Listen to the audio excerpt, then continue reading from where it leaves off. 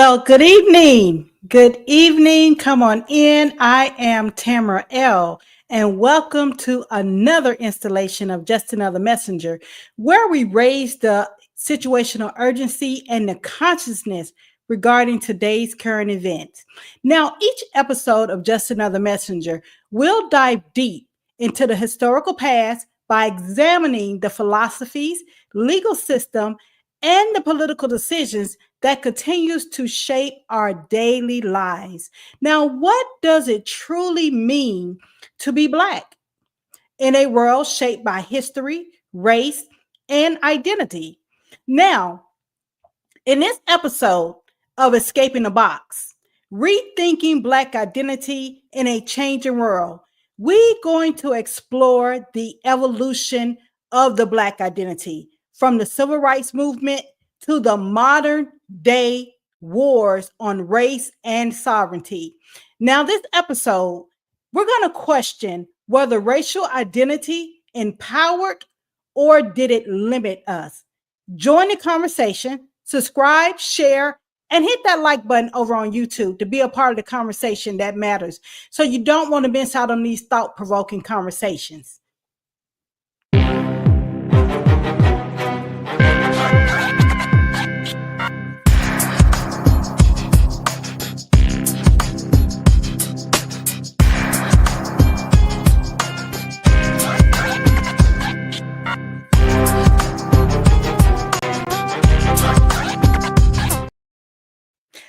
We're back. All right. Now, let's look at this. Let's go ahead and get started. Escaping the Box. Our episode. First, we're going to start off with our disclaimer here. The views, opinions, and thoughts are the protective expression of Tamara L. for storytelling and educational purposes and does not provide statutory counseling for any United States color of law jurisdictional proceedings. But I promise you my information will help. Now let's look at what's going on around the world here with Donald Trump. Now, Donald Trump, he had, I'm sorry, people trying to call me, and I know I started here. All right. Now, we know that Donald Trump had a phone call today with the Zelensky regarding the ceasefire as well as Russia. You know, this happened today. And let's look at that phone call today. Says he had a very good call with Ukrainian President Volodymyr Zelensky today as the two discussed the path toward a ceasefire agreement with Russia. In a Truth Social post, Trump wrote in part, quote, much of the discussion was based on the call made yesterday with President Putin in order to align both Russia and Ukraine in terms of their requests and needs. We are very much on track, and I will ask Secretary of State Marco Rubio and National Security Advisor Michael Waltz to give an accurate description of the points discussed. That statement will be put out shortly. Now, Russia and Ukraine are accusing each other of launching overnight air attacks that sparked fires and damaged infrastructure just hours after the Kremlin agreed to a limited ceasefire on energy facilities. CBS News senior foreign correspondent Holly Williams is in Lviv, Ukraine, with more. After that call between President Trump and Vladimir Putin with an agreement to halt strikes on energy infrastructure for 30 days, the Kremlin put out a statement last night saying that Russia will only agree to a long-term ceasefire if all foreign military aid to Ukraine is stopped. Now, as you may remember, at the start of Russia's invasion, Putin likely didn't anticipate the defense that Ukraine would put up or the unity that the West would show in supporting Ukraine. We assumed that Putin would dearly love to cut Ukraine off from that support in order to achieve his own military goals in this country. Now, interestingly, after that contentious meeting between President Trump and Ukraine's President Volodymyr Zelensky at the White House last month, the US did briefly suspend deliveries of military aid and intelligence sharing with Ukraine. One question now is whether Trump would be willing to do that long term as part of a negotiation with Putin. For Ukraine, that would likely be devastating. From Vladimir Putin's perspective, agreeing to halt strikes on energy infrastructure may make it look as if he's doing something, not being completely rejecting President Trump's attempts to achieve a ceasefire, but at the same time not actually stopping this war.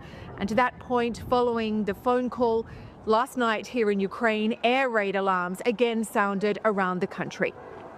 All right, let's talk about this. Let's talk about the when he talked about the stop, he wanted financing to stop being flowed to flown over to Ukraine regarding this war, because I spoke about this on several times on the episode. Now we're going to have to get into this to understand this. Like I said, it's just another messenger. We're raising these situational urgency and the consciousness of the people so we can understand what's going on and how this is impacting our daily lives. Let's take a look at this right here. I'm going to share my screen here, and we're going to share Public Law 118-50. We're going to share this. Let's pull that up here. All right, let's pull that up. And I'm going to make that a little bigger for you. So I'm going to get out the way. And let's look at public law here.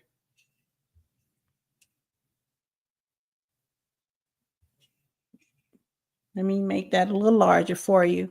Oops, sorry. All right, so let's see if we can see that right there. Get your full screen view. All right, that should do it. So let's look at this public law that they were just talking about on the news when Russia said that we will stop the ceasefire if the United States stop providing aid to Ukraine for this war. And this is what Vladimir Putin is talking about. He's talking about the public law 118-50 that was put into law by Joseph Biden on of 2024. Let me just go back up here. Let me see what page this is. And I'm going to get you the exact dates, because more than anything, we really hate to be like just bouncing around and talking about stuff. Let's just start at the beginning here. This is Public Law 118-50, and it was put in law on April the 24th of 2024, and 138 Stat 895 and of the 118 Congress. Now, let's look at what this law is about. This is the TikTok law that we talked about. When we talked about the TikTok ban, this is where they put the data war, the data appropriation. When we talk about appropriation, we talk about funds and money of which the American citizen taxpayer would be beholden to. So let's look at Division number 2, Division B, Ukraine Security Supplemental Appropriations Act 2024. So this is the fund that they was talking about that was approved. Now we're going to jump down to B. We're going to jump all the way down to B, and we're going to talk about that. Here it is right here. Ukraine Security Supplemental Appropriation Act. And as you can see, it's for an additional amount for military personnel, Army.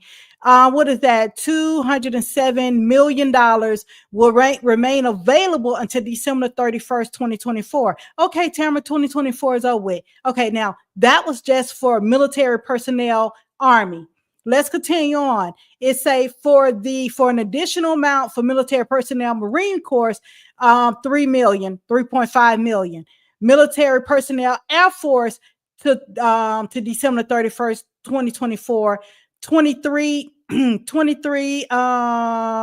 million. All right, 23 million. All right, military personnel, Space Force, 4 million. 4 million. All right. Operation and maintenance, Army, that is billion. 4.8 billion. All right, so 4.8 billion to December 2024. For an additional amount for operation and maintenance to the Navy, you see that number, 976 million. All right, operation and maintenance to Marine Corps, look at it, 69 million until December. Now, okay, Tamara, that year is over with. No, all right, that's what they was received up to December 31st, 2024. No, let's see the additional money. We're going to keep going here. This is what was put into this package. This is what Putin is talking about. Bam, procurement. That's what he's talking about right here. He's talking about missile procurement. The United States government has appropriated for Ukraine to receive, what's that, 100,000 million, $2.7 billion, December 30, 2026. Look at procurement of ammunition. All right. 5 billion, 5.6 billion. December 30th, 2026. This is 2025, people. So these funds were appropriated through Congress all the way to December of 2026. Look at this other procurement, Army, weapons procurement Navy, December 30th, 2026.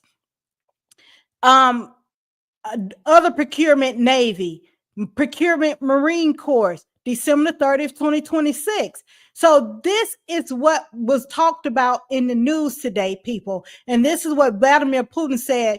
Until you cut off this funding that you have appropriated to December 30th, 2026, we're not going to stop this war, because you have already put into your law that you're going to, and your Congress have already approved this appropriation of funds to Ukraine for their military missiles, ammunition, personnel of all these millions and billions of dollars. We're not going to stop this war until you cut off that pipeline of funding. So that's what they're talking about, this pipeline of funding.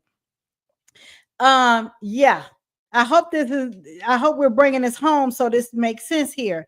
And so we're going to get back to, all right. So I hope this information is making sense as we go over and discuss this. One thing we forgot to do our little housekeeping here. Let's do our housekeeping. Oh my God, let's do our housekeeping right here. We forgot to give you information regarding how to support and how to reach Just Another Messenger. So let me just pull that information up here on our banner. Like I said before, you can always reach us at Just Another Messenger on YouTube at Just Another Messenger. And you can also follow us on Jam at Jam, JAM _404 podcast. And if you like to continue to support our channel and the work that we're doing here and the research that takes time to put into place, please support us through our Cash App at $ Just Another Messenger. And if you or someone you know that would like to be a part of the conversation that matters, because we are more than just talk. We are not comedy though, and we're not satire, and we're not drinking, and we're not smoking. All right, so please send an email to justanothermessengerpodcast@gmail.com. All right, so now that we have gotten our Just Around the World out, but what we're going to do, we're going to keep going with that, because we want to touch on some other topics here as well, that we want to touch on some other topics regarding Just Around the World. We want to touch on that, and let's talk about this. I want to bring this up to your attention. I'm gonna get this right. Let's bring this up. We're talking about his name is Mahmoud Khalil. He was the gentleman that was placed under arrest in New Jersey. He was accused of, at the time that he was in college, right before he graduated with college, he was accused of being a part of a peaceful protest that passed out programs regarding its support of Palestinians and stop the fight against Palestinians. So they saying that he was in a state of rebellion or in a state of supporting Hamas. Let's look at this. I want us to detail this, because my little evil genius little mind just started thinking about something.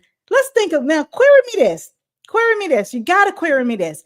Now, if everyone can recall, right, when Donald Trump was going through the election process against Biden, and then the process happened during Kamala, one of the things that was at the forefront was voter suppression, illegal voting, bringing in the migrants to be able to be a head count for representation in the various states, in the states, the swing states. All that was very detailed and important. Now that Donald Trump is in office, right, let's think about this. One of the things that the Republicans, they're not just focusing on right now, they're really hammering this information in about the Constitution. So it just got me to thinking, why would this young gentleman that has a green card visa, which means he's a permanent resident, which puts him in the status, the legal political status, to have all the rights of naturalization, right? He has all the rights and protection of the Constitution, which is free speech and things of that nature. We're tying this all together because this has to do with political identity, race identity. It also has to do with sovereignty. And so it has to do with colonization and decolonization. Let's think about this, and also immigration laws. So this hammering in the 14th Amendment. So we're going to look at this in detail because when you look at the 14th Amendment, I'm going to bring this up. We have to look at this because this really just kind of got to me for us to really understand what's going on around the world. I'm going to bring this up for you. I'm going to share the screen here. I'm going to bring this up. We're going to look at this. We're going to look at the 14th Amendment here. I want to look at this in fullness. We're going to take our time and look at this. Now, as you can see here, I hope you can see here. I'm going to zoom in.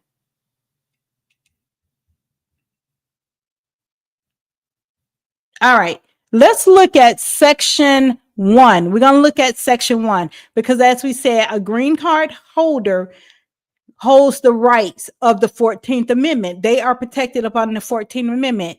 And it say all persons born or naturalized in the United States, it say or naturalized in the United States and subject to the jurisdiction thereof, or citizen of the United States and of the state wherein they reside. No state shall make or enforce any law which shall abridge the privileges or immunities of citizens of the United States, nor shall any state deprive any person of life, liberty, or property without due process of law, nor deny to any person within its jurisdiction the equal protection of the laws. So arresting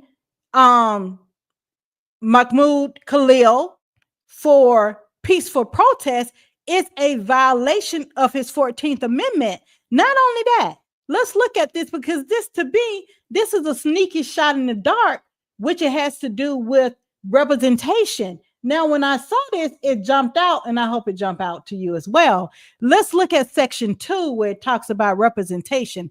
It's a representative shall be appropriation among the several states according to their respective numbers, counting the whole number of persons in each state, excluding Indians not taxed, but when the right to vote at any election for the choice of electors for president and vice president of the United States, representatives in Congress, the executive and judicial officers of a state, or the members of the legislature thereof, is denied to any of the male inhabitants of such state, being 21 years of age and citizen of the United States, or in any way abridged. Check this out. It say except for participation in rebellion. So they're saying, so when you look at this and you look at this Muhammad Khalid case, it's a direct parallel that they're literally going through the roles of the people that's on the voting rolls for green card holders and things of that nature. And they're finding ways of which to be able to eliminate the representative of swing states, to not be able to change them from red back to blue. So that my little evil little genius mind was like, wow, didn't catch this. It say a rebellion or any other crime is the basis of representation therein shall be reduced in the proportion with the number of such male citizens shall bear to the whole number of the male citizens 21 years of age on in each state. All right, people. You got to think about this. You have to think about what is going here in its totality, in its fullness. We have to look at this on the grand. We can't just look at what's going on in the news as something that's just happening in the news and not making these correlations, because what they're doing now, this is now digging into the voters' rights. This is digging into the voting rights for each state and finding ways to eliminate people off the voting right to be able to reduce the representation role based off people demographic, their political preference and how they vote, and to not be able to have some of these states to be able to be flipped back to blue, because a lot of states will flip to red. So if you're going to be a part of the United States citizenry, you must know what's going on. But let's look at, we're going to get into escaping the box here. Let's get into escaping the box. Let's get into that. We're going to stop the screen. We're going to get into escaping the box right here. And we're going to bring our information up on the screen. Sorry. I tell you, it's something else. Now, after forced servitude, we're going to think about this in fullness, because this goes hand in hand with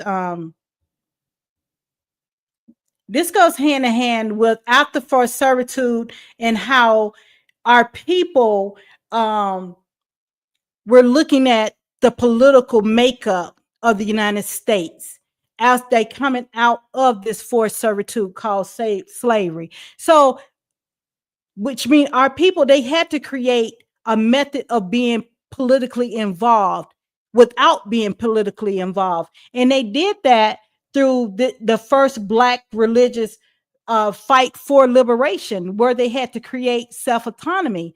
And in doing so, this is the first African Baptist church in Savannah, Georgia. You see here on the screen.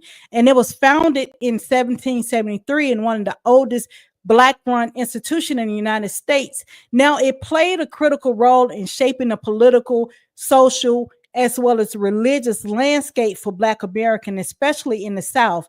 Now, it was a symbol of early Black autonomy. Now, it was founded by Reverend George Lau. Now, he was an enslaved man who later gained freedom and became one of the first African-American missionaries. I said missionaries. Now, we're going to pay key attention to certain things.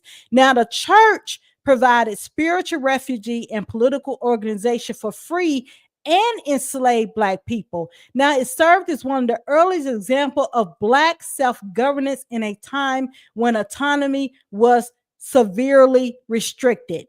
Now, the church, it was a safe haven and a meeting place for abolitionist movement, and it was a site for anti-slavery organizing as well as discussions on Black civil rights. And it played a role in the underground movement. As you can see on the screen, you see those holes on the floor. Those holes in the floor, they were designed very intricately to be able to have breathing for the people that were being transported via the Underground Railroad to be able to have safe passage. But they would stop along the way at this church, at the First African Baptist Church. They would stop along the way to be able to hear the service and to be able to eat and things of that nature before they was able to peacefully travel forward. All right. Now, during the Reconstruction period, the church became a hub for the political activism, and they was advocating for voting rights and economic empowerment. I'm going to say that again. They were advocating for voting rights and economic empowerment. And many Black leaders, including politicians, educators, and civil rights activists, held meetings there, and they helped to mobilize voters and push for political representation in Georgia's government. Now, they set the foundation for the growth of both Black churches and as well as centers for social justice. Now, it inspired other historical Black churches, which later became key in movements such as the Civil Rights Movement. Now, the legacy, it continued to be a pillar of the Black community in Savannah, even as of today. Now, the historical reminder is to remind ourselves of Black resilience, faith, as well as political resistance. And let's look at how this legacy still goes on today. The church stood as a beacon. Don't care where you are in this area. You can look up. You will always see the church standing. And historic First Bryan African Baptist Church has stood for the community it serves for 235 years, since Yamacraw Village was twice the size it is now, and the original church building was located across Bay Street in what was known as the North End. We are the oldest continuous Black Baptist church in America. When they built the church over on Mill Street in 1790, that was the first piece of property owned by any Black person in America. For generations of parishioners, the church founded by Andrew Bryan, a slave who bought his freedom, has been the center of their community and the center of their life. My mother brought me here in her womb. That's how long I've been a member of this church. I've always been here. The whole village reared the children. So we thoroughly enjoyed that, and I thank God for it. I raised my children in this church.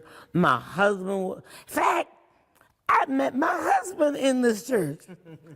We was married over 54 years before he died.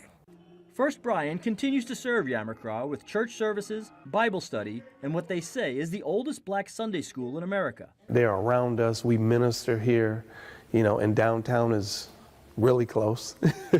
And so we feel connected to every event that happens here. But they are now trying to draw interest from Savannah's tourism industry by offering tours of their archives. Come on in.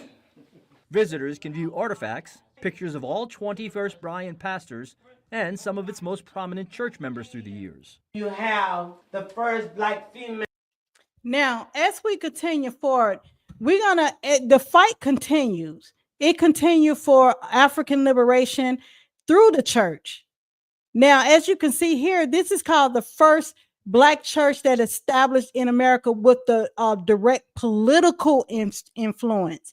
Now, this is called African Methodist Episcopal Church, which they call it today Mother Bethel as well. Now, this was founded in 1816 by Richard Allen in Philadelphia, Pennsylvania. Now, I need you to catch the connection to Martin Luther King. All right. Now, it was also in this area, this was the Quakertown area. So now I want you to make the connection to Bernard Rustin, who grew up in Quakertown. So now you see how all these connections are being made and how it also spearheaded forward through the civil rights movement. Now, it was founded as a direct act of resistance. Now, the AME Church was created as a protest against racial discrimination in the white-led churches. See, that was even separation there. And Richard Allen, who was a formerly enslaved man, he led the movement after being forcibly removed from the praying at the St. George Methodist Church. Now, the church became a self-governing institution, one of the first Black controlled organizations in America. Now, I'm going to stop there because I want to come on and I want to show you something. I definitely want to show you something here. I want to show you a book. I want to bring forward and show you a book. I'm going to stop at the point of understanding self-governing, because this is how government within the Black community was being handled. This is how we handled governance, within our community. Now, I want to bring up this book because we forget about self-governing, and we have lent our entire social framework structure to a system that has not served us in over 200 some years. And that's why we had the self-governing church model that was in place. And this model was castrated. It was castrated by in 1968, after Martin Luther King, after the church model gained so much political momentum, after the assassination of Martin Luther King in 1968, that's when they came forward with the 501c3, which cuts the wisdom of the church to be able to be a self-governing society. Now, this is a great book I want to show everyone. It's called The Corporation Soul. This is a really great book. It's called The Corporation Soul. I don't know if you can see it. Yeah, because it seems like my thing is going in now. It's called The Corporation Soul. And it's a friend America's pulpits from the restrictive 501c3 laws for churches. And I'm just going to read this page just a little bit. And it says the corporation soul is one of the oldest forms of corporation in the world. The initial genesis of the corporation soul dates back to the Roman Emperor Constantine in the year 323 AD, after Constantine declared Christianity the official religion of the Roman Empire. It says the Pope first used the corporate soul for use by the bishops of the church for ecclesiastical purposes, and in particular, holding church property and other assets. So people talking about, oh, get an LLC, get a trust. No, you need a corporate soul. The bishop was authorized to act on his own authority, absent the control of a typical board of directors. Now, when the bishop resigned his position, if he died, was incapacitated, or was forcibly removed from office by the presiding pope or archbishop, then title to the property passed not to the bishop heirs. Even though Catholic bishops were not permitted to marry, it was not uncommon that they had several children, but to a successor that is designated by the corporate soul, usually another bishop. So while the office of the corporate soul held title to property, that property did not belong to the bishop personally. Rather, he held the property in trust for the church. Let the church say amen. In this sense, the bishop was very much like a trustee. So now you see where the business trust receives its model from. It receives its model from the corporate soul, the church affidavit of ecclesiastic, which is not under the jurisdiction of any state. Want to share that with you.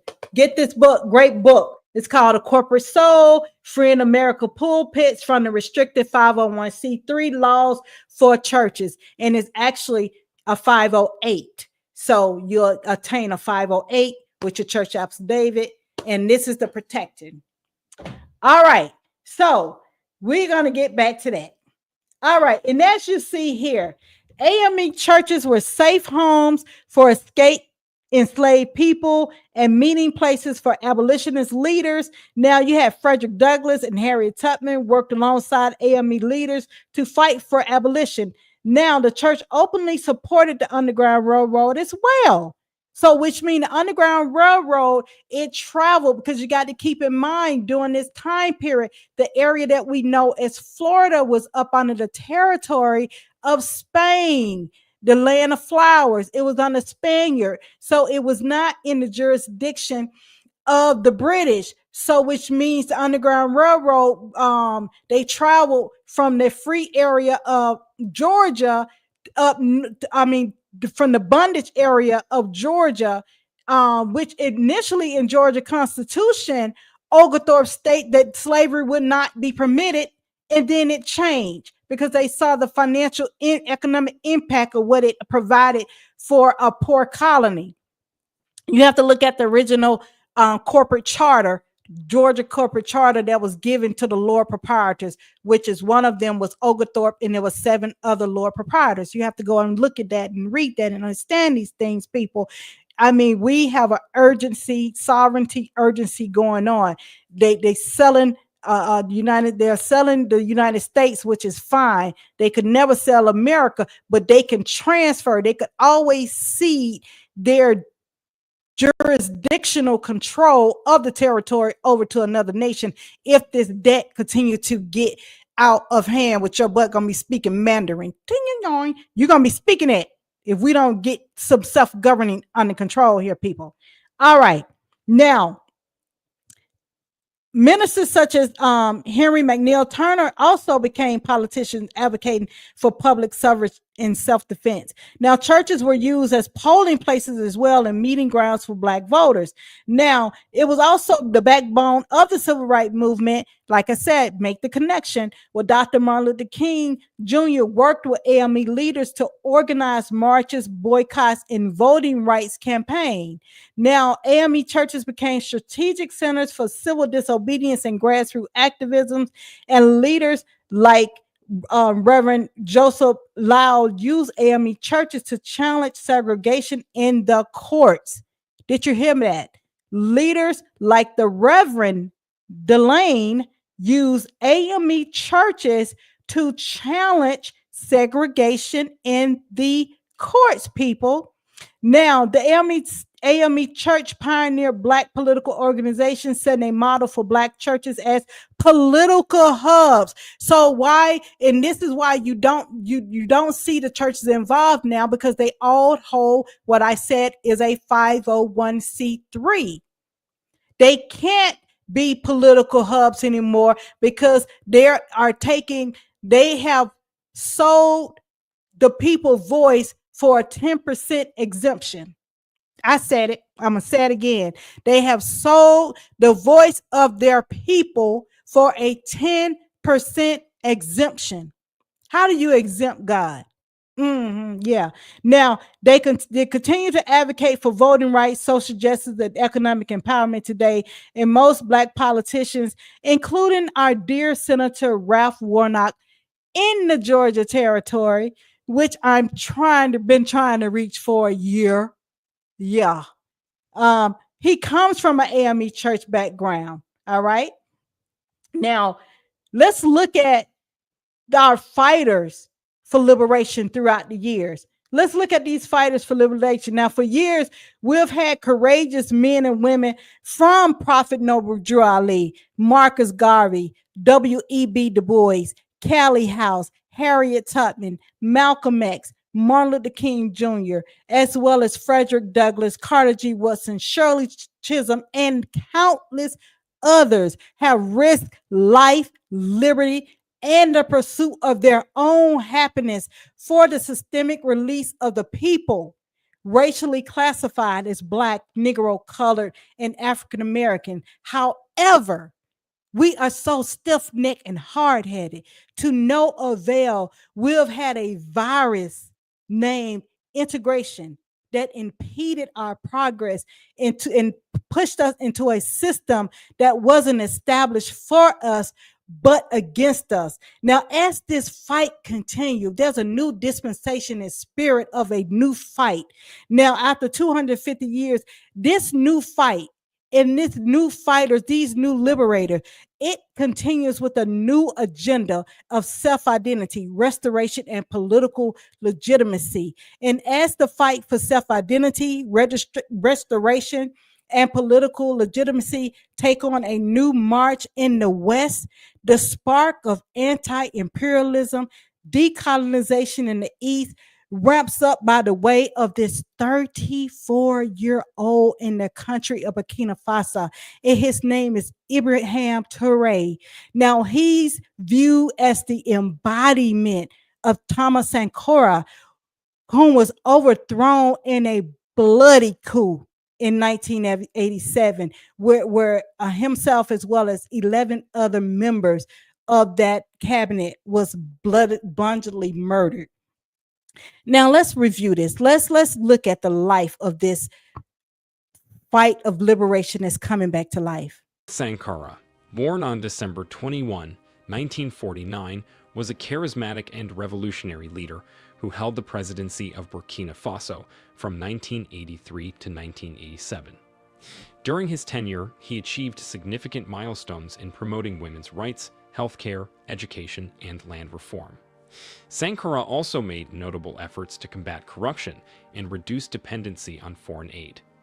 However, his death on October 15, 1987, under controversial circumstances, has sparked ongoing debates and inquiries, with some suggesting his former friend and colleague, Blaise Compaoré, had a hand in orchestrating it. There are also lingering beliefs that his demise was influenced by France, as Sankara was seeking to sever ties with the country. One of Sankara's notable actions was changing the name of the country from Upper Volta to Burkina Faso, meaning Land of the Incorruptibles. He held the belief that the French system was corrupt and aimed to exploit and subjugate the people. This became his primary fight, for which he ultimately sacrificed his life. However, before his untimely death, Sankara left a profound prophecy, stating that while revolutionaries as individuals can be murdered, ideas cannot be killed. This prophecy has indeed come to pass. Just a few months after Sankora's controversial death, a new leader emerged in Burkina Faso. Ibrahim Traoré, born and named after Sankora's era, assumed the presidency at the young age of 34, making him the youngest president in Africa. However, Ibrahim Traoré is not an ordinary president. His mindset and approach to Africa differ significantly. He shares the same working and thinking principles as Thomas Sankara, leading many to believe that Sankora's spirit lives on through Ibrahim Traoré's actions and leadership. Many now consider Ibrahim Traoré as the successor to Thomas Sankara. Just like Sankara, Traoré has taken a stand against French influence. He spearheaded a coup that resulted in the removal of a government widely believed to be installed and controlled by France. This government had been exploiting the country's natural resources, enriching France while leaving the country and other French African nations in poverty. It's a known fact that French African countries are among the poorest in Africa, lagging behind in terms of development. The realization that France played a significant role in this predicament is starting to dawn on them. In September 2022, Ibrahim Traoré, a relatively unknown low-ranking officer who previously commanded an artillery regiment in a small northern town, unexpectedly rose to global prominence by leading a group of soldiers in overthrowing President Paul-Henri Damiba's government. Damiba had assumed power just 8 months earlier in January of the same year. Interestingly, Ibrahim Traoré shares many similarities with the revered national figure Thomas Sankara. Both Traoré and Sankara were military captains. Both seized power at the age of 34, and both toppled a military regime that had itself taken control only 8 months prior. The narrative unfolding in Burkina Faso seems straight out of a captivating Hollywood action film. However, the reality is that the nation stands at a crucial crossroads, and the leadership of Ibrahim Traoré will undeniably shape not only the future of Burkina Faso, but also that of Africa. So, as this fight for self-identity, restoration, and political legitimacy takes shape not only in the East and is taking shape in the West, we have to look at what are these components of the racial identity. What is the components that keep people into a state, not knowing they're in a state to want to be out of? Now, let's look at what is racial identity. Now, racial identity is a social, psychological, and historical concept that refers to how individuals and groups perceive themselves and are perceived by others based on racial categorization. It involves a sense of belonging, shared experience, and cultural heritage linked to one's racial group. So everyone is grouped together like animals. Now let's look at the components of racial identity, the social construction of race. Now, race is not biological, but it is a social construct developed historically to classify the people like animals. And these categories have been defined like Black, white, Asian, Latino, indigenous. They were created based on physical traits, ancestry, and societal definition. Now, these classifications have been used to justify power structure, discrimination, and social division. That's why we had 3 parts of Black and Cursed. Go back to our page on Just Another Messenger and go through each section of Black and Cursed, and we go through the different elements of that. Now, let's look at the psychological aspect of racial identity, and that is influenced by self-perception and socialization, and it may be affirmed a challenge based on personal experience, and that's what is happening today. The racial identity is being challenged because of its discrimination and its exposure based off the different culture, and it has the historical and ties, which has based off the racial identity of the struggle for the each classified section. Now, the role of the racial identity in society, where it has its challenges and limitation, where it often imposes perceived notion based out on those racial identity, such as stereotyping, racial stereotyping, racial essentiality, which means that idea that people must conform to a single racial experience. You know, they say all black folks are the same. You know what I'm saying? All black folks look alike, stuff like that. Political and economic barriers, systematic racism affect opportunities, politics, and representation. Now, how do you get beyond the racial identity? How do you get beyond the racial identity? Now, some would argue that post-racial identity is possible where people move beyond the racial labels. And that's what we're talking about today, escaping the box of black, Negro, colored, and African American. All right. So that's what we're looking at, escaping the box. So let's look at this. Are you ready to govern yourself? And this is what signs and symbols is for the conscious mind. Now, during the Super Bowl, you had Samuel Jackson displayed as being the new, what is he called? The new IRS guy for collection of taxes. What's his name? See, I'm not even part of that little tax structure. So, you know, I done forgot the name. So you had Samuel Jackson playing that role. And as you can see in this picture, it has a depiction of Uncle Sam. There it is, Uncle Sam. Uncle Sam is saying, you know, hey, you know, with all this crime, rioting, bombing, racism, are you ready to govern yourself? Are you really ready for a new nation? Because for years, let's think about this. For years, we'll fought, we'll march, we protested, and we have died for self-determination. We have died for political legitimacy.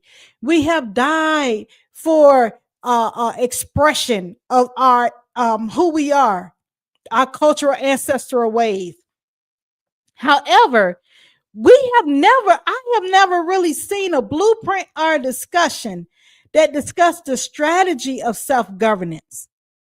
We never, you know, we march and talk about what we want, what we don't want, but we never put down what we like and what does that look like.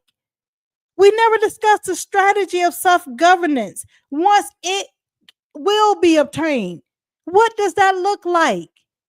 To be self-sufficient, independent from a foreign occupier. What does that look like? Let's just go over a blueprint. What we're going to do, we're going to go over the blueprint of escaping the box regarding the roadmap towards self-identity, restoration, and political legitimacy. Let's look at that. And we're going to look at this in a 4-part strategy. We're going to look at this from a foundational phase. We're going to look at this from an implementation phase, expansion phase, strengthening goal for unity, as well as our future ahead, because you have to begin with, you know, as a business consultant. I do business consulting as well, right? And as a business consultant, one of the things that is projected for all businesses, and even in my training of being a business consultant, you have to always begin with the end in mind.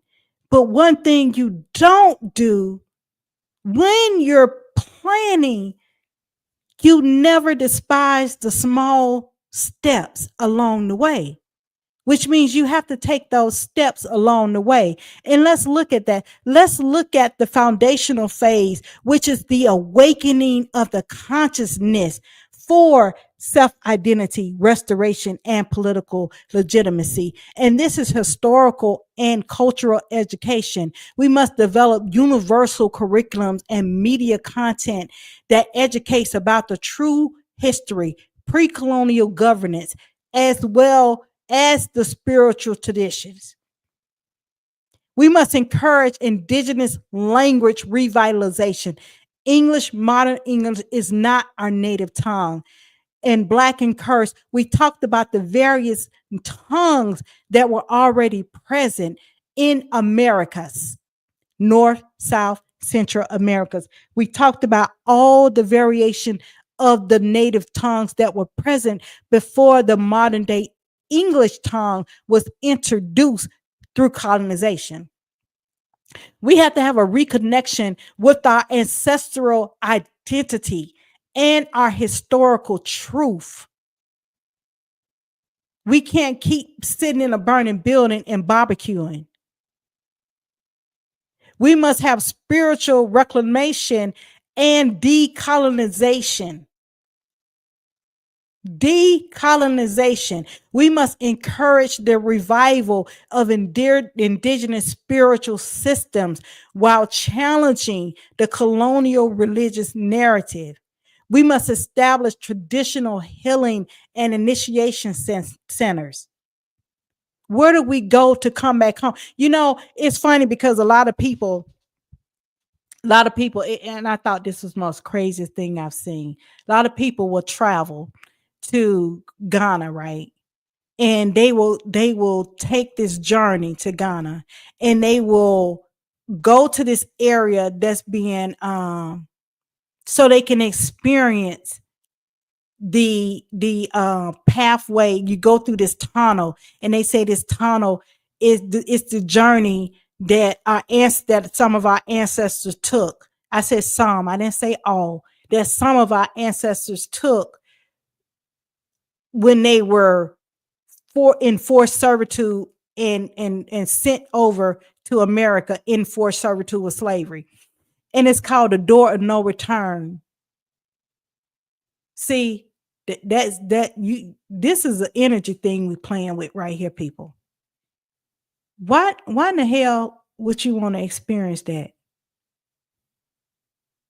See, that traps you into a psychological process of being enslaved, of staying in a slavery mindset. We have to have these traditional healing and initiation. I'm not saying we must forget. But that's just like if you think, do you think that the people, the Nazis are the people that are classified as Jews? Do you think they of Jewish descent, ancestors in Germany? Do you think they create a room and put on masks and say, gas me up? Come on now, people. We got to start. You have to start thinking about that energy that we continue to put on ourselves and keep us in a mental, because the mind, let me tell you what I'm talking, the mind creates a new reality. It creates a new world. It talks about it in all your theological books, from your Bible to your Quran. It talks about the mind is the creation of a new world and a new dispensation. So that's why you have to establish traditional healing and initiation centers, reintroduce the rituals, the ceremonies, and the rites of passages. And we must have restoration of our ancestral wisdom and self-empowerment. We must do these things. Let me just let me bring some up, because I had this conversation earlier this week about the mind. I'm gonna bring this up because we're not gonna play with this thing. We're gonna get real serious here. We're not gonna play with. What'd you say, Brother Malik? Our book. All right, our book was just delivered. I've been digging in it all day. All right, I get you. Yes, digging that papyrus, my brother. Digging that papyrus, brother and sister. Yes. Let's talk about this. I was talking. Yeah, I know. I'm a bookworm. So this book is a metaphysical Bible dictionary, right? So we was talking about the mind, and I just want to give you some I want to give you some information about that.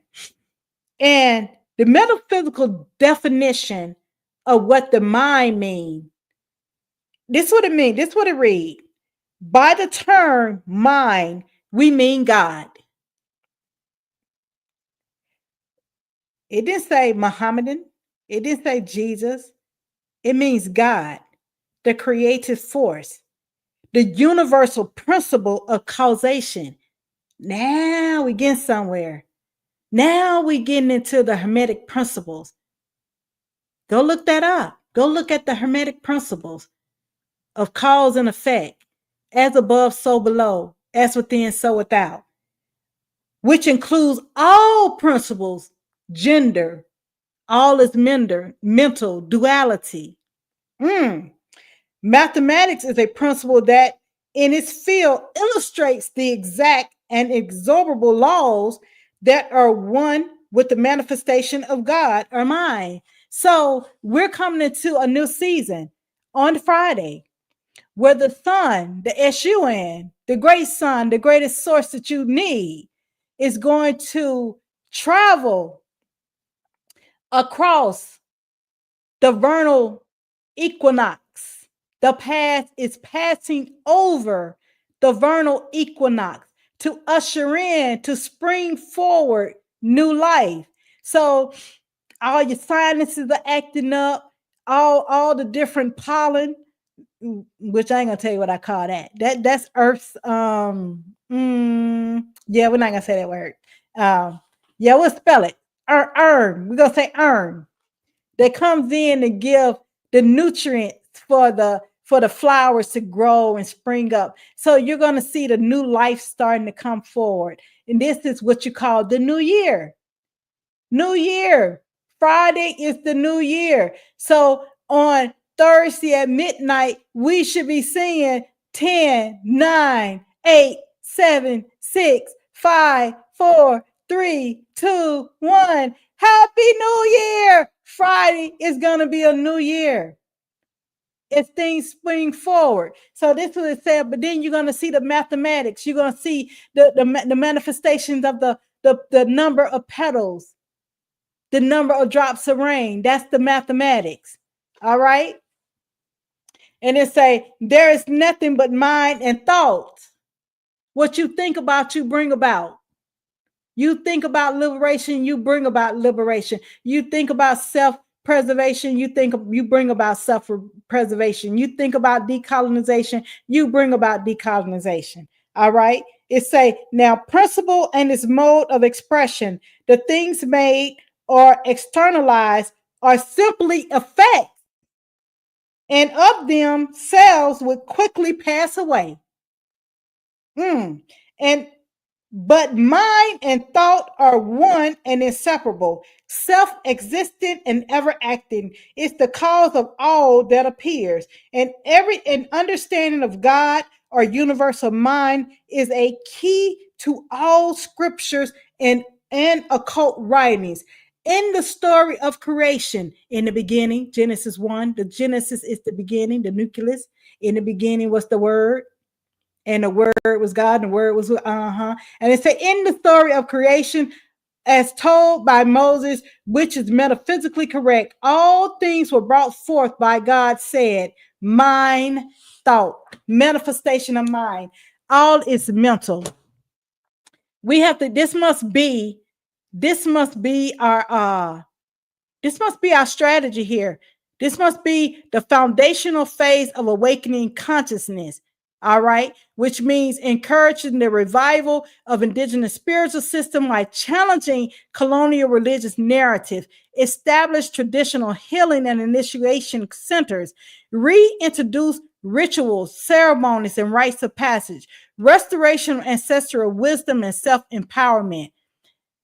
Number 3, we must have an implementation phase of establishing sovereignty through political and legal recognition of sovereign status, gain legal recognition for indigenous nation and autonomous communities, create independent governing bodies that operate outside colonial structure, not part and parcel, outside of colonial structures, demand land restitution and restoration, increase political autonomy and self-determination, just as the ancestors of the descendants now, their ancestors came to the new land to escape political persecution and to have land which is now being usurped. We must demand land restitution and restoration, increase political autonomy, and self-determination. Economic and land reclamation strategies, which means self-developed, self-sustaining economies that prioritize land ownership, agriculture, and indigenous business network. This is getting back into the fold of government to government relationship.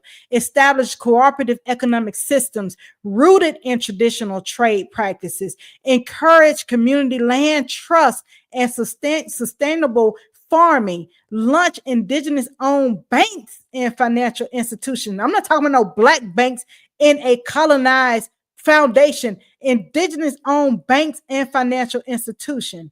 And the expansion phase was strengthening our global unity through international solidarity and reparation.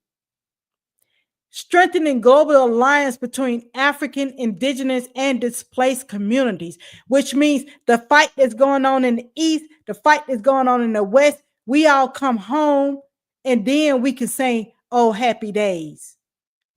We can sing then. There's nothing to sing about right about now.